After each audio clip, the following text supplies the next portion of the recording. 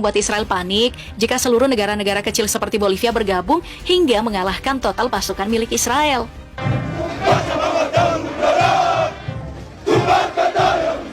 Apalagi seperti yang kita ketahui, pasukan sesedikit itu pun pastinya dilengkapi persenjataan-persenjataan yang cukup untuk memukul mundur pasukan Israel.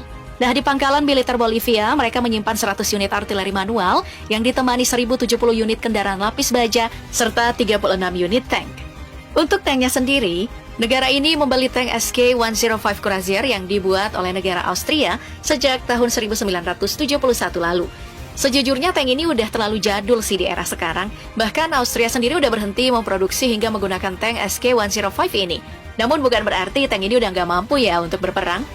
Dengan panjang hingga 7,7 meter dan lebar mencapai 2,5 meter, membuat tank ini hanya memiliki bobot seberat 17,7 ton.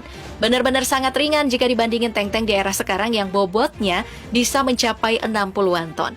Nah, dengan bobotnya ini, tank SK-105 bisa dengan mudah diangkut oleh pesawat Hercules 130 ke beberapa tempat. Padahal, tank ini diselimuti material baja untuk menjaga para awaknya.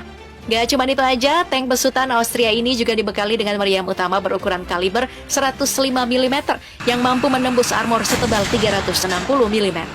Sementara untuk senjata sekundernya, SK-105 membawa senjata mesin berkaliber 7,62 mm yang mampu menembak sejauh 200 meter hingga 1,2 km. Hebatnya lagi karena tank ini cukup gahar di dapur pacunya. Pasalnya, meskipun tank ini udah usang, tapi SK-105 ini mampu melaju di kecepatan maksimum 70 km per jam. Bahkan, tank ini memiliki kemampuan jangkauan operasi hingga 500 km dalam sekali pengisian bahan bakar. Tanpa kalian sadari ya, kalau kemampuan dapur pacunya itu cukup untuk menandingi tank-tank di era sekarang. Itu semua berkat mesin dieselnya yang mampu memuntahkan tenaga sebesar 320 horsepower. Dan saat ini, negara-negara seperti Argentina, Botswana, Brasil, Maroko, hingga Tunisia masih menggunakan tank ini.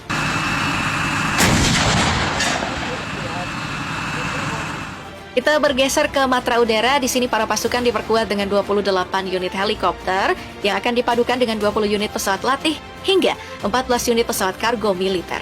Sayangnya sih karena negara ini sama sekali nggak memiliki yang namanya jet tempur, namun seenggaknya mereka bisa menyerang di sektor darat dan membawa pasukan militer mereka menggunakan pesawat kargo militer bernama Fokker F-27 Friendship. Sejatinya pesawat ini dibuat oleh perusahaan di Belanda sejak tahun 1950-an lalu dengan menggandeng 2 unit mesin turboprop dari Rolls-Royce yang mampu memuntahkan tenaga sebesar 2.250 horsepower. Berkat tenaga sebesar itu, pesawat ini mampu melaju di kecepatan maksimum 460 km per jam. Gak cuma itu aja, Fokker F-27 ini juga mampu beroperasi hingga sejauh 2.600 km dalam sekali pengisian bahan bakar. Nah, karena kemampuan mesin turbopropnya, pesawat ini mampu membawa 48 hingga 56 penumpang dalam sekali jalan.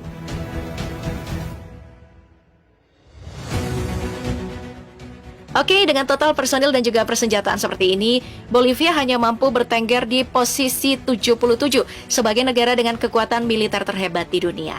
Namun wajar aja ya jika persenjataannya cuma mampu segitu. Pasalnya negara ini hanya mampu memberikan dana sebesar 476 juta US dollar atau setara dengan 7,5 triliun rupiah untuk biaya tahunan militernya.